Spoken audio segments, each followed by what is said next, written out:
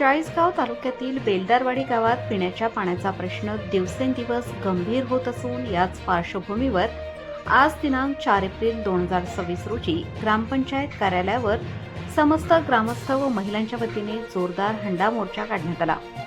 गावातील महिलांना पिण्यासाठी तसेच दैनंदिन वापरासाठी पाण्याची मोठ्या प्रमाणात वणवण करावी लागत असल्याने संताप व्यक्त केला जात आहे। कोतगाव धरणात पाणी मुबलक तरीही गावात टंचाई।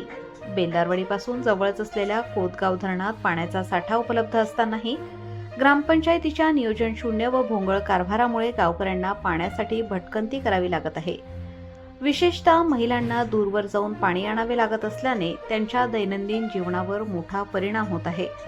ग्रामपंचायत प्रशासनावर गंभीर आरोप। मोर्चा दरम्यान ग्रामस्थांनी ग्रामपंचायत प्रशासनावर निष्क्रियतेचे गंभीर आरोप केलेत। ग्रामसेवक मॅडम यांच्याशी संपर्क साधण्याचा प्रयत्न केला असता त्या वारंवार उडवाउडवीची उत्तरे देतात, तसेच कार्यालयात नियमित उपस्थित राहत नसल्याचा आरोप करण्यात आला। अनेकदा ग्रामपंचायत कार्यालय बंद आढळत असल्याने नागरिकांमध्ये नाराजीचे वातावरण आहे। सरपंच, उपसरपंच आणि सदस्यांनीही आपली जबाबदारी झटकून दिल्याचा आरोप ग्रामस्थांनी केला। महिलांचा इशारा।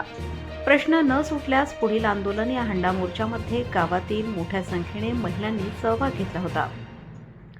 पिण्याचे पाणी आणि दैनंदिन वापरासाठी आवश्यक आणि तात्काळ उपलब्ध करून द्यावे अशी मागणी त्यांनी केली। अन्यथा पंचायत समिती कार्यालयावर मोठ्या प्रमाणात हंडा मोर्चा घेऊन जाण्याचा इशारा महिलांनी दिला आहे। आमदारांच्या भूमिकेकडे लक्ष। चाळीसगाव विधानसभा मतदारसंघाचे आमदार मंगेशदादा चव्हाण या गंभीर पाणी टंचाईच्या प्रश्नावर काय भूमिका घेतात आणि तो कसा सोडवतात याकडे आता संपूर्ण गावाचे लक्ष लागले आहे।